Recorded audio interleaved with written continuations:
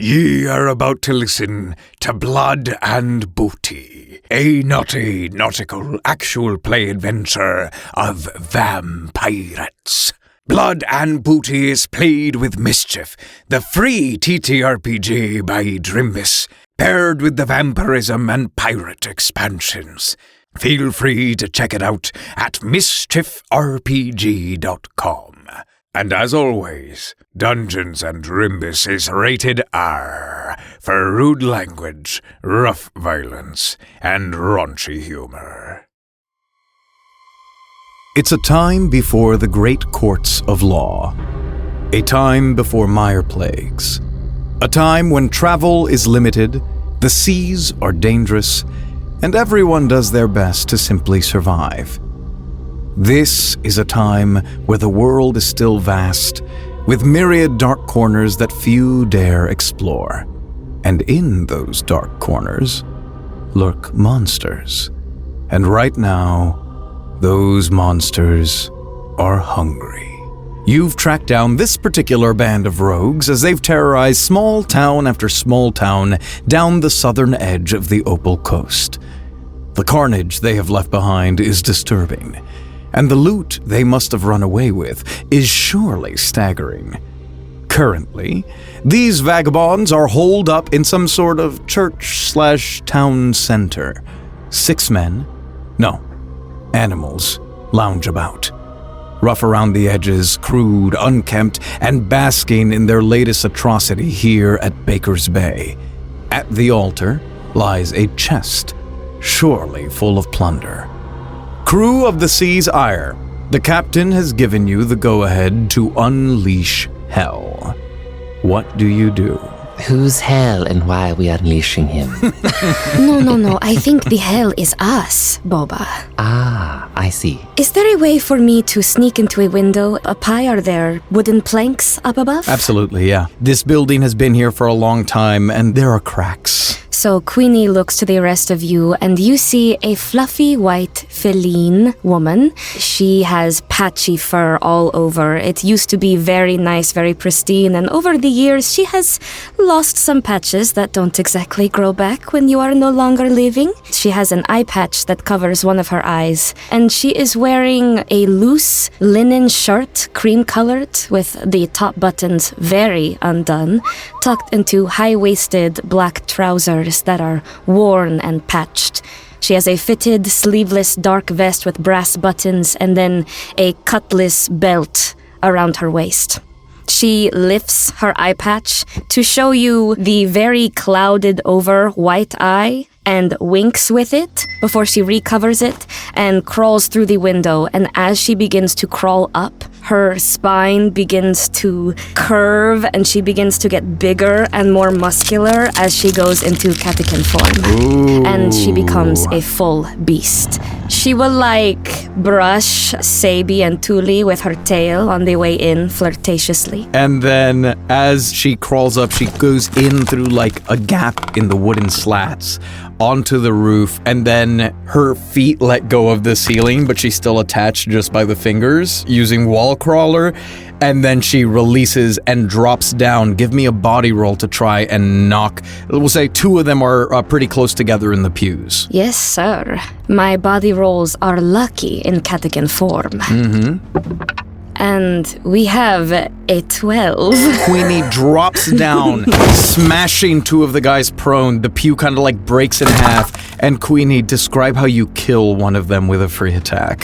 I land atop one fully as the lower half of my body crushes the other, and I just sink my claws into him before tearing out his throat. He doesn't even get to make a noise. You just hear that. And all of these go, and they all kind of turn in that direction. First blood. I think Sable wants to go next. All right. She's going to smack Beau on the back, be like, sounds like Queenie's got the party started for us, huh? and she's gonna kick the door open. You see a 5'7" mushroom-looking type woman who has a bit, almost imagine like a very large bucket hat on their head. It's like a midnight blue. It has iridescent droplets coming off of the edges. She's wearing a like midnight blue trench coat. She's got long black boots on too, with a bit of a heel that just makes her slightly even taller, so like 5'9". So with those boots, she's kicking the door down. They just turn to Queenie, and then the door smashes open. Let's give him something to pray about, shall we? And she's gonna pull the whip off of her. She has a whip on her waist, and she has a dagger on her thigh, and she's gonna go ahead and pull the whip out, and she's gonna whip the closest degenerates that are next to her. Absolutely. You see the guy who got knocked prone by Queenie looking at you in horror as the whip unfurls. Because he is prone, you will have good luck on this attack. That's a 9. Full success. You crack it right, and it breaks against his eye.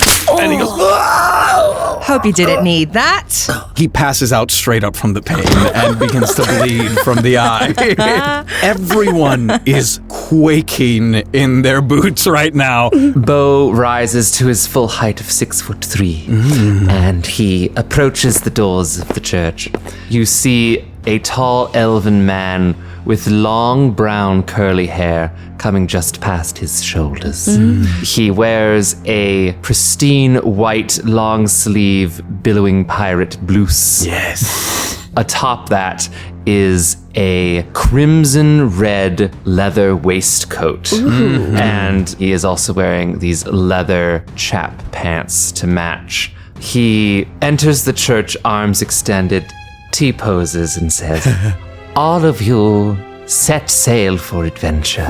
You could leave now, but that would be too easy." And he reaches back, pulls out his 2 daggers, he spins them around in his hands and goes, "Dinner time is served." And lunges forward at the nearest living being. The nearest ruffian is about halfway up the aisle towards the altar, so we see you lunge and go ahead and roll that attack, please. I'll be using the multi-attack when wielding 2 one-handed weapons. Attack twice. Ooh, natural 12 for the first roll. Let's go. Oof. And then a natural 1 for the other. We see Beau lunge forward in a blur of dark brown and ivory skin and this fanciful dress ruffling about. And while the crew is looking towards the door, still looking at Sable, one of the other ruffians just suddenly has the dagger in their sternum. Easy now. You draw the dagger up through, cracking the rib cage, and he collapses onto the ground.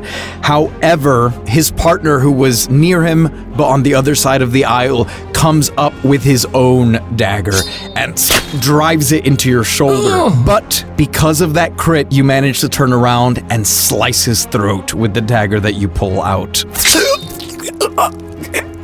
as he collapses onto the ground. Serves you right. This is a new shirt. And you see like some of the moonlight kind of peering in and walking in slowly with bare feet. He has on trousers. He has the little piratey shirt. It's open and you can see kind of elvish writings all over his chest. He has a jacket attached to his shoulders, kind of held together by like a rope. You see a brown-skinned elf, about 6 foot. His hair is silver with gold adornments. And as you see him walking forward, you can kind of smell flowers and roses. As every step he takes, you see vines and flowers start to encroach around his footsteps as he lets out a smirk, and you can see his fangs are capped in gold. And he says, "Rule 2. Let no foul deed go unpunished." And with that, he takes out a rose from within his shirt, whips it out, and it kind of extends into a rose whip. As he reaches forward towards the nearest enemy and kind of garrots him up over one of the rafters and kind of holds him up. So as he dangles in front of him, and he goes, "I guess that means you gotta be punished." And then he takes out his dagger and slices it across his neck. Okay, so give me a body roll for this melee attack. That is a 9. Full success. We see the guy get foisted up And then the dagger slices across his throat, and you hear the blood dripping out onto the ground. Between all of you, you have killed 5 of the 6 ruffians. As the blood spills out, you suddenly hear the church doors slam shut. The last remaining measly man suddenly gags. His face instantly goes red, and his head stretches up as if trying to escape the grasp of his own neck. Inch by inch, you see him begin to float up, off of the ground, and into the air. He claws at an invisible force around his throat as you see veins begin to burst beneath the skin, spilling that sweet crimson elixir. He gasps uselessly as a grotesque bulge begins to form in his trousers. Oh my. A solid foot off the ground, he can hardly hear the double doors of the temple burst open dramatically once again. Shrouded in the faintest sliver of moonlight, a tall, ornately adorned, slender figure enters. Black-heeled boots click on the floor. A black cape with a red velvet interior dragging along behind him. Tight leather pants draw the eye up toward a deep maroon vest and a beautifully embellished pirate coat. Pale ivory skin topped with flowing dark hair, he looks at the pitiful, writhing thing floating in the air. The captain's red eyes soak in the carnage, and with a flick of his wrist, he causes the floating wretch to turn about, taking in his slain brethren. The creature looks pleadingly as you hear, "Behold, the bloody, gory, gold and glory of Captain Bloodbags And the Vampirates." With one flick of his finger, the grotesque bulge in the creature's pants bursts, releasing the sweet metallic tang of vile blood. The blood shoots out, forming into a seemingly solid bolt before flying back through to pierce the vagabond's heart. Captain Bloodbags drops him to the ground. He won't be using that to harm anyone ever again. As you have defeated all of the ruffians. Damn, that went hard. Literally. He chuckles and trails like one long, pale finger with like a nice long fingernail across your shoulders. Beau shivers just a little bit. Queenie will circle him, and with still, even in this form, a very nice fluffy white tail, will just brush her tail across the captain's chest lovingly. He puts a hand to his heart as it touches your tail and it like slips through. He looks to Tuliere and goes, "I liked your style on that one." I could say the same for you. Thank you. Always the showman. And Sable, incredibly deadly as always. Thank you, Captain. And Sable just like bows her head. Let's have a look here. And Captain Bloodbags approaches the rather plain-looking chest, kicks the lid open, and takes in the sizable pile of jewelry, silverware, and other such valuable but kind of common items, like things that you might find in someone's home. If you require sustenance, enjoy it now, before it goes more rancid than it already is. Queenie takes that as permission and begins going around to everyone's kills to try to sneak some extra blood before she is swatted away. Tuliere's gonna have one of the vines pick up the body that he killed and throw it towards Queenie. Have at it. And she catches it and will just drink as much as she can. Queenie, Yes. as you catch this body and begin to drink from it, and suddenly you feel something, a twitch. You hear a rustle of the corpse's leathers, a crack, a crunch, and the body almost begins to convulse. As you drop it and kind of like raise your hackles up, it falls on the ground and lets out a... As long, coarse hairs begin to sprout from its limbs, the face begins to contort and elongate as Captain Bloodbags casually comes up and lances it with his silver rapier. It stills. Werewolf. Disgusting. And he pulls out the rapier and wipes it on a pant. And because werewolf blood tastes disgusting, you all just hear like... Look out, everyone. She has a blood ball. And along with the hurricane, you all hear more twitching, crunching, and growing. All 5 of the other bodies begin to contort and transform. Oh, we have to go. Captain Bloodbags dashes for the treasure chest as the werewolves begin to lift themselves up off the ground, beginning to amass in the aisle near the open doors. As you realize from the open doors, the light of the full moon streams in. What do you do? Captain Bloodbags immediately grabs the chest in one hand as if it weighs nothing, and with the other hand leaps onto the wall of the church and begins to climb up to the rafters. Queenie will do her best to try to close those doors as fast as she can. Since they are all blocking your way and they are actively trying to catch you guys, I'm going to say please give me a body roll to get past them. Okay, that is an 11. Full success, you barrel through them, get to the doors and slam them shut. Yes. You all see Captain Bloodbags moving like a tripod along the ceiling as he makes it about almost to the door. I think Sable's gonna follow after the captain, and she would like to use her whip to kind of like pull her up towards the rafters. Ooh. Give me a body roll to try and pull that off. That's a fucking 10. Hell yeah. Sable wraps the whip around the rafter like Indiana Jones and swings over the pit of werewolves. I imagine it like unwinds and you're kind of doing a twirl in the air, but it's the end of your turn, so you're still in the air. Just buffering right there, yes. Yeah, just loading. And the werewolves are reaching up, trying to claw at you, but you are just out of reach. Queenie, 2 of them are converging on you since you are at the door, so you are most in the midst of everyone. Understood?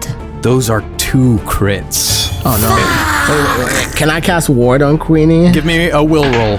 Alright, that's a nat 12. Ooh. So Queenie, you feel this first werewolf slash into your back. It tears through that tattered wing and like the claw digs into your flesh instead of across it. That makes you hiss and you begin to transform back into your regular feline vampire form.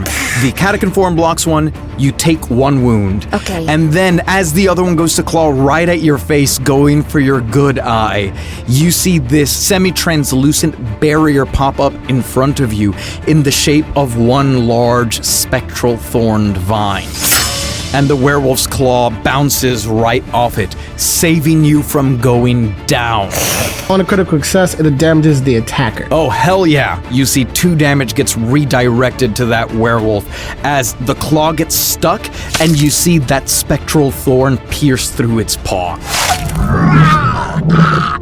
As it takes that damage, and Queenie, you see he is wide open for an attack. First, Queenie will blow a kiss at Tuliere for the help, and then she, being back in her regular form, will pull out her short sword to make a quick retaliation attack with riposte. Go for it.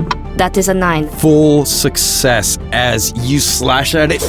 The cutlass actually gets caught in its big, beefy werewolf shoulder. You see this dark blood begin to spill out. It is not dead, but it looks on the verge of it. Bleed, you bastard!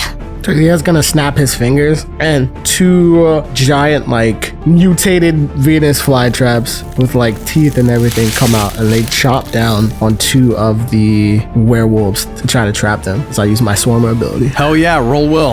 Unnatural 12. Ooh, this temple is in a bit of disrepair. There are some cracks in like the tiled floor, and you see these small little, they look like weeds, begin to grow out, but they grow very long and then begin to grow thicker, almost cracking the ground more as these Venus flytraps sprout rapidly and each restrain one of the werewolves, and then like once it has it in its maws, it slams them up against the walls of the temple, and more leaves begin to grow out, almost enwrapping them like in a spider's web, so that they are stuck there.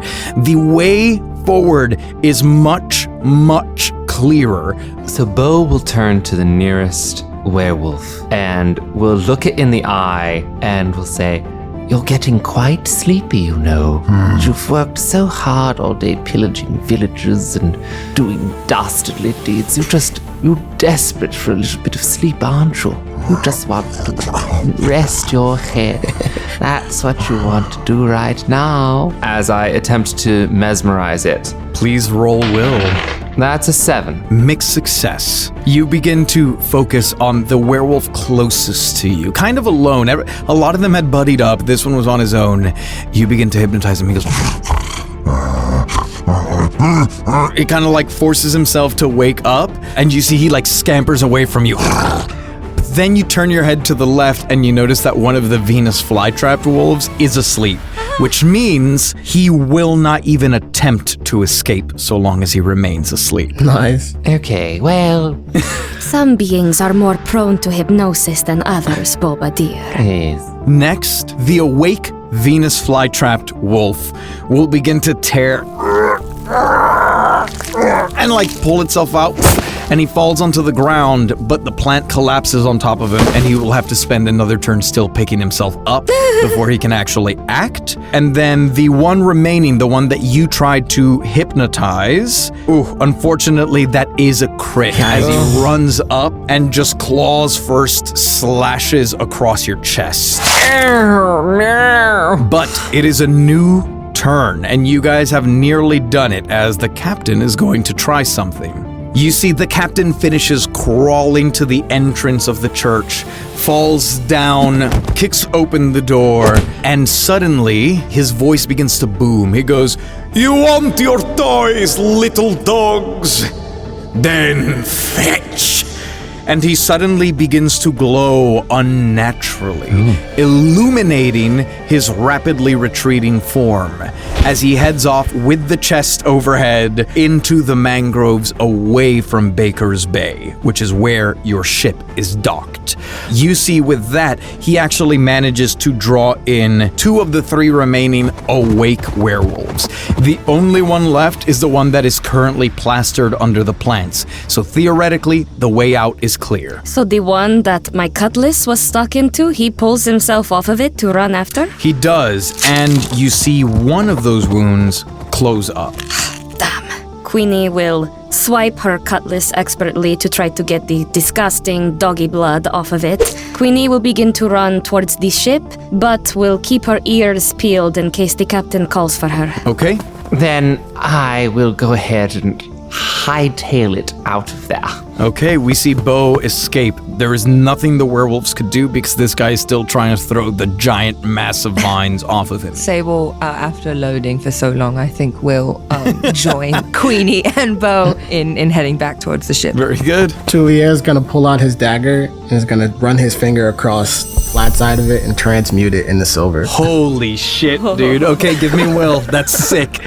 That is 10. That is how you play mischief, dog. That's Okay, awesome. You have a silver dagger. You are the only one left in the arena of battle. So a new turn begins as you see the werewolf throws the remaining vines off. Goes. So I'm just gonna look back and I'm just gonna say, "No job undone." And I'm gonna try to shiv him directly like into his skull. Absolutely. Please roll that melee attack. 9. Full success because he is weak. That deals critical damage. Oh, let's go. He growls at you, and before he even has time to process it, you flash in front of him and drive that silver dagger into him.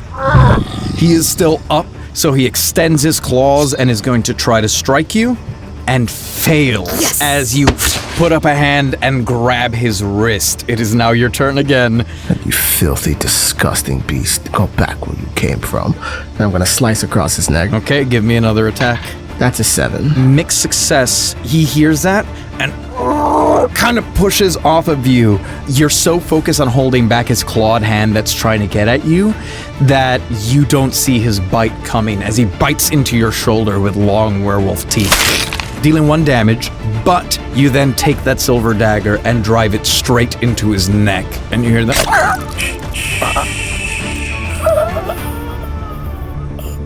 You pull the dagger out, and he flops onto the floor. The last werewolf sleeping soundly in the Venus flytrap.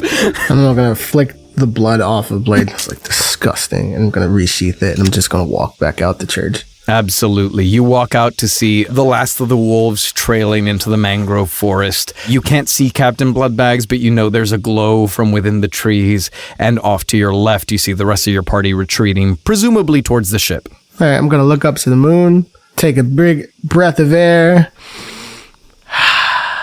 and just take a nice little straw. I'm gonna just like whistle while walking down the street. Hell yeah. Now, the other three of you are pretty close in line running towards the ship. Queenie, you'll see this first, but all three of you see it, and Tuliere, you will see it not long after. As you near the pillaged village of Baker's Bay, you hear that eerie stillness, the sound of the absence of life. Now within line of sight is your ship, the Sea's Ire, and you think you can make out Lockley Vane, the crew's human familiar, pacing aboard the deck. However, you then hear a piercing scream from somewhere in the village. Wait. Followed by two low, echoing roars. Fuck me. There are more deeds to be punished. And she turns around and begins running towards the scream. Tuliere, you catch up with the crew as you hear the tail end of the roar more than anything, and you see them begin running off. You know, Captain Bloodbags has 3 rules. Number 2, sings in your head. Let no foul deed go unpunished. But also remember number 3. I'm gonna grab my whip and I'm gonna wrap it around Queenie. Goes, Rule 3. Do not die. There is work to be done. Remember, dear, we are pirates. These people are none of our concern.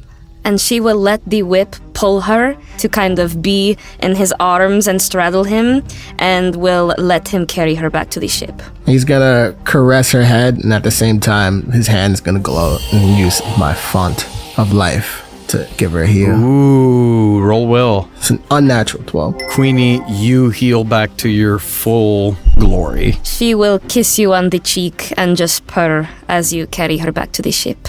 Oh. We will continue. You all head over. I guess Tuliere, you kind of signal to Lockley aboard the ship, and you see him begin to steer in your direction. You guys hear the screams and the low roars, much heavier, much bigger than the yelps out of the werewolves in the cathedral.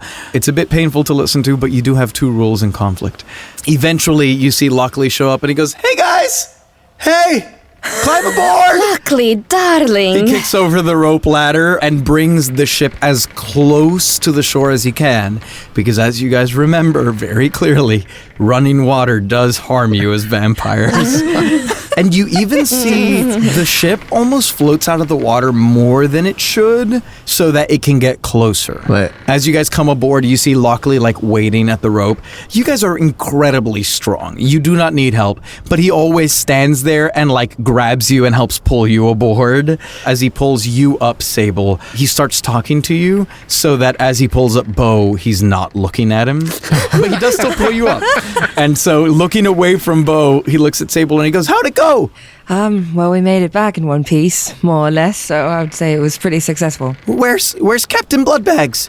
Speaking of which, I need you to send up a signal flare. Oh, yeah, yeah, sure, what's wrong? And you see, like, he's talking to you guys, like, looking at you, but he runs to, like, a barrel and starts, like, digging through things. You see, he tosses out, like, salted fish and shit, and he's like, yeah, here it is. Puts everything back in the barrel and goes, "Now?" Yes, now. Okay. He lights the flare and begins waving it. "Is everything okay? What's going on?" It's fine. We're just telling Captain to come back. Okay. It was bad doggy blood, Lockley. I will need some blood this night, if you please. Okay. Let's get the captain first. And you see he runs over to the wheel and begins trying to... He goes, I saw a glowing thing. Was that him? Yes. Probably. And you guys begin to navigate in the direction of the mangrove forest. Lockley kind of waving. Honestly, he's kind of doing everything. He's like trying to navigate. He's waving the flare. He's adjusting the sails. Queenie will see this and will kiss Tuli once more before hopping off and getting on the net to be a lookout. And as you hop on board, it's not very hard for you to spot Captain Bloodbags. You navigate towards him. It's a little bit slow. And you see he's kind of running around, like zigzagging through the mangroves. And as you guys get closer, you realize that he has seen you because you see that light just kind of beelining coming a lot closer. You hear that... like coming out of the mangrove forest. But as you near, suddenly you see the sails pick up. Just... But the wind does not justify how much the sails are billowing.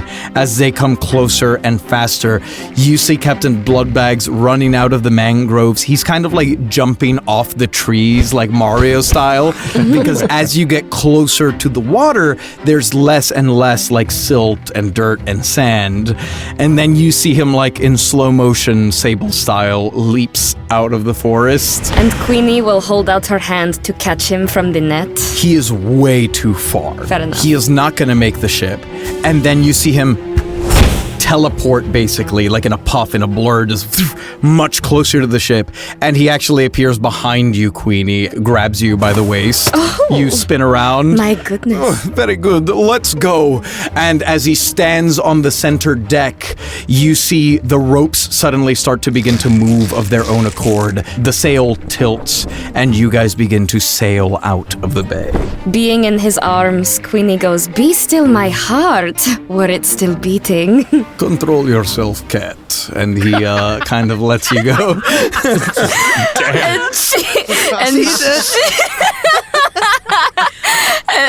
And she brushes him with her tail and will laugh at that. He will grab your tail and bite it, but like playfully, like... Control yourself, Captain. My goodness. I will do what I wish. And he lets go and then tosses the chest onto the deck. He's holding it in one hand like it's a grocery bag. And as it like slams on the deck, you realize how heavy it is. Oh my. But with your loot in tow and the full moon in the sky, you make your escape from the wolf-infested bay.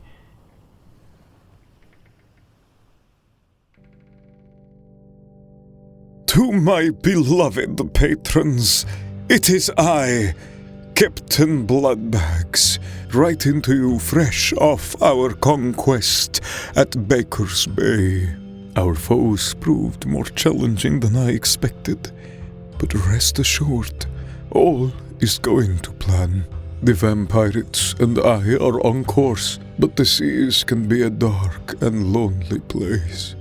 The Vampirates and I... we do what we can to entertain ourselves, but sometimes I long for something extra, something bonus. A glimpse behind the scenes of my favorite podcast. Perhaps with After the Drimbus, the After the Show by the creators of my favorite podcast, Dungeons and Drimbus, that gives you a glimpse into the making of the show after every session. I have no reception out at sea, but I imagine if I could listen to this most divine treasure, it would sound something like this. For the listeners at home, I didn't tell anyone what the captain's name was because I settled on Captain Bloodbags, and I was like, I might get some laughs, so I need to keep it a secret until he shows up. Now I just need to think of a cute nickname, because I had a nickname for everybody, but I didn't know the captain's name, but also just calling him Captain fits too. Yeah. To be fair, he was holding that captain name, and I'm thinking like we're gonna walk and it's gonna be like Davy Jones, or be like a callback to another Drimbus season. Yeah. Malachi, like. I like he's gonna start selling fucking CDs. I don't know. Part of me was like, Mixtapes. maybe. I don't know. You never know. Maybe. Yeah. Oh, for the listeners, this is the opening narration, but yeah, this is as far as like the fantasy timeline of the Drimbus world goes, this is now the earliest in the timeline. So we are a couple thousand years before Deliverance. Hear that, Bridge? But these are foolish fancies of mine. Perhaps if such a wondrous show did exist, you could find it at patreon.com/Drimbus, where you could listen to hours upon hours of bonus content, get access to exclusive patron merch, and perhaps even have a little bit of discord with all my wonderful, beloved patrons.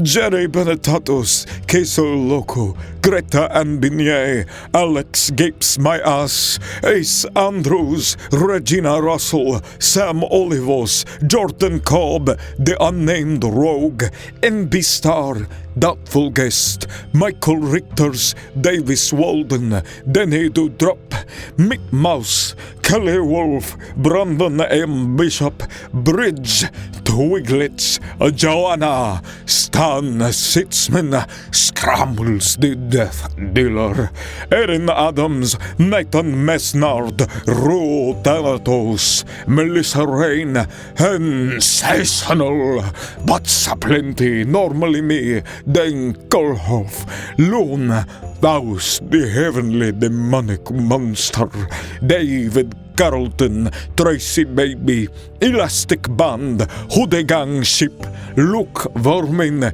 MV Car, Vico Cocorico, Mary Wig, Alyssa Baron, Jan, Scottish Alpaca, Kiara Bouye, Wayward Scientist, Chibs 1012, Kyle D, Shane Coffey, Donny Doster, Connor Canfield, Marco Moraes, Shadow Wolf, Tabitha, and Cardboard. Until next time, my beloved patrons. Your ship is a sloop, large for a sloop, but still modestly sized. Her maneuverability is absolutely unmatched, though, and she speeds away faster than the night's breeze should allow. The Sea's Ire is Captain Bloodbag's coffin. Oh, wow. That's a big-ass coffin. It's not shaped like a coffin, but basically each of you have a coffin in the hold where you guys rest. Yeah. He does not have one. The ship is his coffin. So when he's on the ship with his dirt, he heals and rests in just the regular captain's quarters. Also, he can pilot any one station of the ship from anywhere. That's cool. All of you remain alert for the first hour or so, ensuring nothing goes awry, ensuring no one is following you, as the Sea's Ire quickly leaves the opal coast on the horizon. It is pure midnight now, and the sea is calm. As the captain gets to work in his quarters, and you all begin to go about your business, where do we find each of you? Queenie just slinks towards where Tuli is and will say, Tuli, will you play me a song, please? Okay. Well, Tuli kind of likes to hang out in his area, which is kind of like a little grove full of like plants, and he likes to sit on like a giant like leaf that extends out almost like a little hammock, and he'll sit up there and he'll fashion a violin out of just like vines and some strings together. And he'll slowly play his violin into the moonlight. And she will just lay against him as he plays. And if Sable is around and he plays a more lively tune, she will dance with her. If Sable is around, Tuliere will look at Sable and then just like grin and start playing a little faster to kind of egg her on. And Queenie will get up and kind of twirl towards her and hold out her hand and say, dance with me, my love. And you've got Sable sitting on the deck writing in a journal. She just like looks up at you. And then she looks back down and she continues writing. And then Queenie will just dance around her and put her tail like on the book and brush her pen much like an actual cat would. And like and just continue kind of playfully messing with her until she gives her attention. Insatiable, are you? Yes, it is true. And with that, she'll put down her journal and she'll get up and she'll dance with Queenie. Yay. As the two of you dance and the beautiful violin music plays out, Beau, where do we find you? Beau is off to the side. He has a bit of parchment, a quill, and an ink pot, and he is drafting poetry off to the side. As you're drafting poetry, the music kind of flowing on the ship, Lockley comes up near you and begins to polish one of the cannons. And he goes, "Are you okay?" Oh, yes, I'm all right. Werewolves, just dreadful to deal with, but yes, I'm okay. Are you okay? He just kind of gives you a look like, "Yes, I am well. I suppose it's a good thing you came back fine." Yes, isn't it? Yes. I keep telling you should just stick to the poetry. Oh, yes. I know, it is certainly my preferred method, and I'm working on the combat stuff. I am. Luckily, I know it. Well, never mind. I'll just get back to it. It's all right. He kind of finishes polishing the cannon that definitely didn't need polishing and was just like, if you need a top up or if anyone needs food, I had some sardines earlier, so I'm good for it. Yeah, I'll just be hanging out. I should be fine. Thank you. Okay. And he'll just kind of go and keep swabbing the deck and tidying about. Tuliere, you hear the captain call for you. Tuliere, I need you. Duty calls. Understandable. Queenie will kiss Sable's hand and will say, "Thank you for the dance. You may go back to your writing." And then we'll go to Tuli and kiss him on the cheek and say, "And thank you for the music." Of course.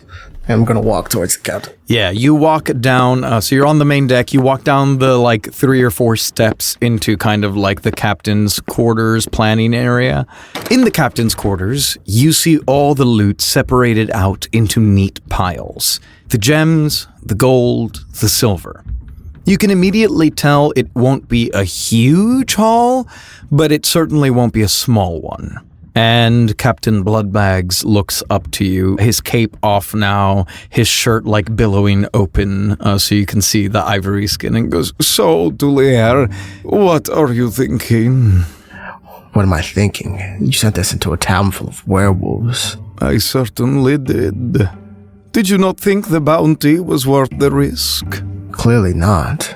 I mean, we got a bunch of uncommon jewelry. In exchange, Queenie almost bit the bucket. You think so little of me, my first mate. There is one other thing.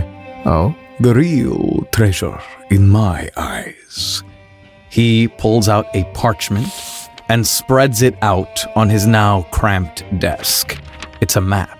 Wow. I had my suspicions based on some of the counsel you gave me after our last take. They weren't just pillaging at random. Those bastards had a bigger prize in mind. And now, we've stolen the prize from right under their filthy wet noses. Well. He shows you the map and says, You hear Lockley screaming from on deck, and the captain blurs away instantly to check on the crew. The map folded up. This is irrelevant without the captain here. I'm just gonna follow the captain. Okay. Up on the deck, we see the sea's ire sailing with ease. Until Lockley suddenly collapses onto the deck, seemingly tackled. He writhes about as he struggles with a fish? It's a dazzling gray fish with vibrant, almost glowing streaks of blue and green between its scales. Get it off! Get it off! Only, that's no ordinary fish. That is a baby blink shark. Oh. The captain appears on deck as suddenly other sharks blink on or across the deck. Oh shit. Tuliere, as you follow the captain onto the deck, he's a fair bit faster than you. He's way faster. You go up the stairs and a blink shark suddenly blinks right in front of you. Now I want to ward that. Okay, go ahead and roll, Will. 10. Full success. You see it come flying right at your face, and you lift up your arms, and then that thorny vine appears again. It bites the thorn, and then just kind of flops onto the deck. What the hell is going on here? Blink sharks! Everyone to your stations! The captain again vanishes and appears in front of the wheel. Queenie will be on the lookout, but first, she would like to try using her expertise in fencing to help Lockley by slicing the fish swiftly into a way that it can be prepared for a meal for him. Okay, give me that attack. Okay. Okay. I crit fail.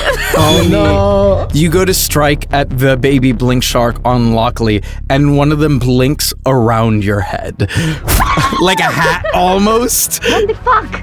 It's dark in here, I can't see! You are going to take damage from that. Okay. Oh no. Sable, watching what happened, wants to try and just use her whip to wrap around the blink shark that's now on Queenie. I'm sorry. On Queenie, I am in the blink shark. Okay. Cool. Yes. Sable wants to use her whip to try and get Queenie out of the blink shark. Okay, go ahead and use that. Ooh, another 10. You wrap it around the tail and pull it off. You see some of the teeth leave scrape marks on Queenie's forehead, but as you slam it against the deck, it stills as you hear its vertebra crack. Nice. Queenie looks to Sable, and now she has just these teeth marks on her forehead that are oozing coagulated dead blood, and she's like, "Is it bad?" No, you look great. Oh, thank you. You now see the one blink shark that Lockley is still wrestling. Oh, right. The dead blink shark on the deck. The blink shark that tried to attack Tuliere also on the deck. And then on either side of the ship, so on the left side, you see 3 blink sharks, almost dolphin swimming along the side of the ship, and 2 on the right side. As one of the ones from the left side is going to... On one of its leaps, it smells the blood that's been drawn from Queenie. Oh, no. Its eyes kind of roll over and is going to try and blink at you again. God damn it.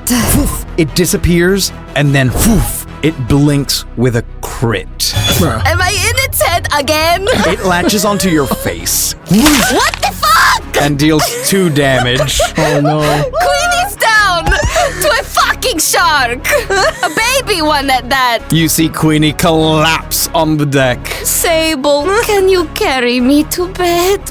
Oh no. She collapses, and you see the captain is very displeased with this. And as he stands in front of the wheel, he turns a foot, and the cannon on the left side turns to take aim. With a crit, the cannonballs fire of their own accord, one of them obliterating the 2 remaining baby blink sharks on the left side of the ship.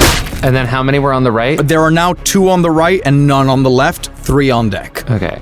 So Beau is going to rush over to the cannon on the right, aka starboard side of the ship, and is going to attempt to fire off the cannon. Give me a mind roll, please. Remember rule number 3, Queenie. Rule number 3. She can't hear you, but if she could, she would call you a bastard because she's in pain, boba. That is an 8. A mixed success. You aim and manage to obliterate one of the blink sharks that jumps out of the water and got right in front of the cannon. Oh, good. However, the other blink shark disappears. Damn. And appears next to you as if it was going to bite you, but instead just flops onto the ground. Oh, you silly thing. You don't startle me that way. Queenie, please give me a death roll. Oh, Yes, sir. damn it. That is a natural 12. Queenie, erase one wound as that taunting pushes you up. And you see the captain had been like eyes down, Peter Capaldi angry attack eyebrows, like staring at the sharks and was like giving you the side eye. And as you pick yourself up, you see a small smirk appear on his face. And Beau, you cannot hear her because again, she still has the shark on her face, but you just hear from within the shark. However, at this point, Sable, you are on the deck. You've just sliced this blink shark. You see more and more. There are now 1, 2, 3, 4 flopping about on different points on the deck. And suddenly, you feel a massive maw clamp down on your midsection as a full-grown blink shark bites you. Oh no. You get the sense that mommy is here. Oh wait, I can't see anything, so... Sable, are you okay? Yes, just fine. And with that, she's going to unsheath the dagger that's in her thigh, and she's going to stab at Big Mama. Oh yeah. Big Mama decided to chomp at her midsection. Give me the roll. That's an 11. It's an 11 after modifiers? Yes. So was it a 12? Was it a natural? It was an yes. Okay, if it's natural, it's still a crit no matter what. Then it was an Sable, describe how you drive the dagger into Mama Shark for 2 damage. She drives it straight into one of her eyes and just starts twisting. Yeah, you hear that wet as it twists into the eye, and this rich, bluish, like speckled with green blood begins to pour out of it. As you know that blink sharks, being magical creatures, have very source-rich blood. Ooh, I want to drink it. One of the baby blink sharks is going to act. God damn it. I'm sorry, Queenie, it is going to be going for you. No, because let me do something. I just woke up. The captain is going to be so mad at me. Okay, Queenie, you can act, but 2 blink sharks will act after you. That's fair enough. I'm going to turn into a catechin, and I'm going to try to get this thing off of me by basically my neck and head thickening so much it cannot keep its like mouth around my head. Wow. Okay, yeah, we see Queenie once again begin to transform into this full beast form, basically. And I would like to just try to get it off my head. Give me an unarmed attack. So then that will be lucky, but then because I have 2 wounds, it is unlucky, so it is flat. Hey, that is a 10. Full success as you tear this baby blink shark apart. You rip it open into 2 halves like a perfect anatomical diagram. You stick those claws into its giant jaws and you just tear it in 2. It flops onto the deck. There are now 3 baby blink sharks still on board, 1 big full-grown blink shark. 2 of the babies are going to act. Okay. And because of feeding frenzy, they will have luck on damaged creatures. Oh no. First one is a 9, full success, Queenie. It goes for your throat. But I have natural armor now, so it's little baby shark teeth can't pierce my skin. So it gets blocked, and then... And I have riposte. Okay, go ahead. Hey. 7. You slice what remains of the small blink shark, but as it collapses under the weight, its teeth like sink in and drag across you, dealing 1 damage. And Sable, with Big Mama Shark in your back, and you're so excited that Queenie is up again, and so was Queenie, and Queenie's in her catechin form, which is usually really tough. The baby shark's teeth just drag down her chest, and as the coagulated blood come out, because she's not as smart in this form, you just hear a very, like, unintelligent, just like, fuck, in beastly voice, as she collapses again. The captain will be so mad at me. Queenie's down bad. His eyebrows furrow again. Sable, however, since Mama Shark has drawn some blood out of you, one of the other baby sharks is going to go for you. Oh, that's stupid. Full success as it latches onto your bicep. Oh, delicious. I really hope you enjoy that. Well, after being chomped on the midsection, chomped on the bicep, these are going to look really sick. She's going to pull out her dagger real quick and just lick off the whatever blood is from Big Mama. Yeah, it tingles on your tongue. Fantastic. Sable wants to, like, at least for the one that's on her bicep, smack it against one of the masts. Okay, so improvised attack then. All right, that's a 6. Mixed success. So I'm going to say that you take the small shark that is bit onto your bicep. The large shark is flopping on the deck. Like, this is like a small great white, basically. Like a juvenile great white. And you just like... as like this necrotic blood just like slops out of you, you take these steps towards the mast, and then because it's on your bicep, it looks more like you're gonna punch the mast, but you just go wide and smack it against the wood, and it goes limp. As this happens, the mother crunches down, like kind of opens her jaws and closes again, and will hit you for 1 more damage. Oh, thank you so much, Mommy. Thank you. At this point, Captain Bloodbags is very displeased. Without touching the wheel, it begins to turn suddenly, very sharply. And the deck begins to kind of go sideways almost, as he is going to attempt to force these blink sharks off of the deck. I like that. That is a critical success as the blink shark actually hits the mast, its jaws open, she falls off of you, Sable, and the baby kind of tries to blink to stay on the ship, but then the ship levels out and it blinks too far and goes off the left side into the water. Man your stations, we've killed enough! I'm going to attempt to cast an illusion in the water to appear like a giant shadow of what could possibly be a kraken or some kind of sea monster to try to scare them away from the ship. This is going to be a big illusion, so you're going to have to make it with bad luck, but I'll allow it. All my spells are good luck, so I guess this is natural. Yep. Let's go. An 11 plus 2, 13. Critical success. I'm also going to give it like a sound. You see the captain like picks up speed. Luckily, now that the blink shark is off of him, is manning the sails to help catch the wind as the captain steers. You all begin to speed away from the blink sharks. You see them still giving chase. And then all of a sudden, it's night, so the water's already dark, but the moonlight kind of gives it this beautiful, like deep, vibrant blue color. And all of a sudden, you see this just absolute abyss stretch out from the ship, like a shadow growing, and you hear a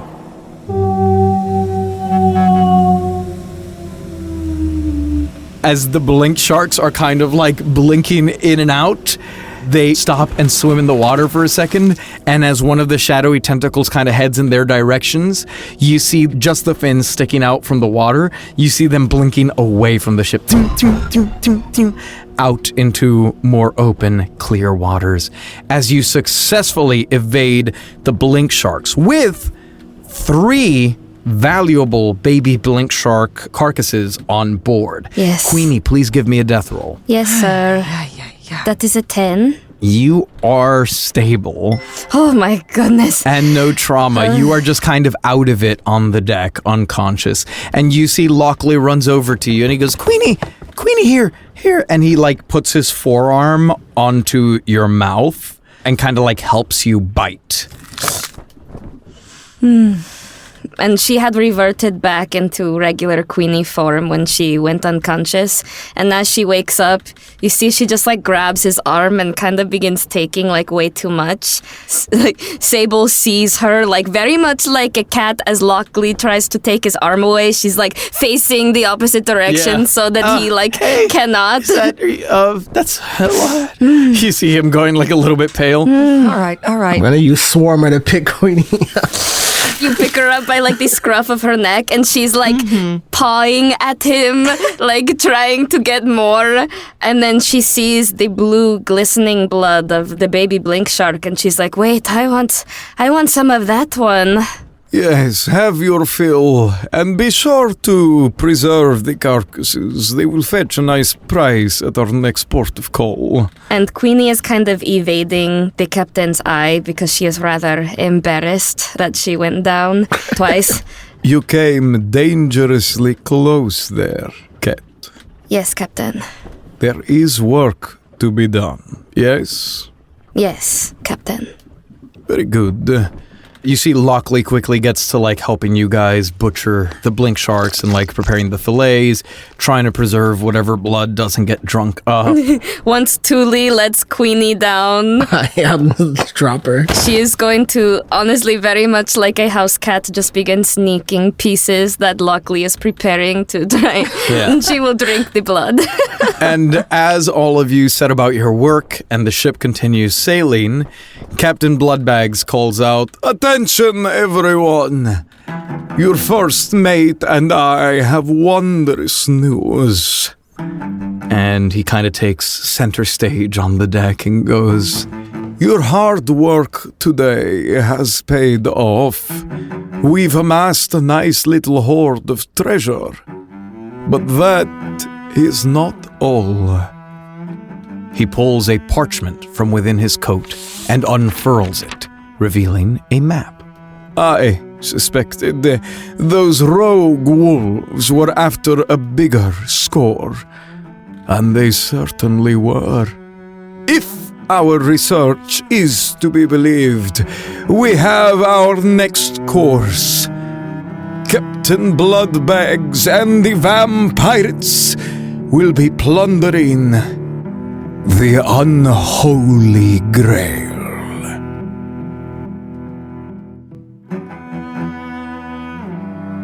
This has been Blood and Booty, a naughty nautical actual play adventure of Vampirates. Blood and Booty features the vocal talents of Amanda Fernandez-Acosta as Sable, Hannah Schooner as Queenie, Michael Pisani as Beau, and TJ Berry as Tuliere.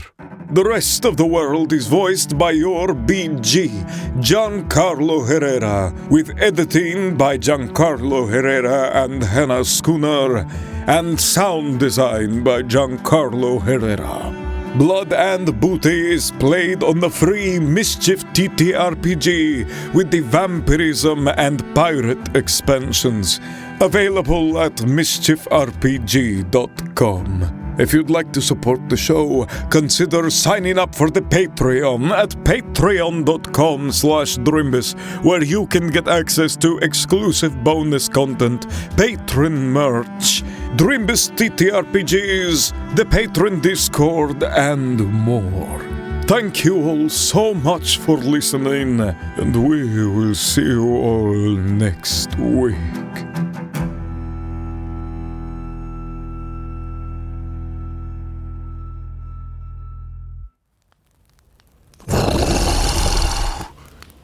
They got away.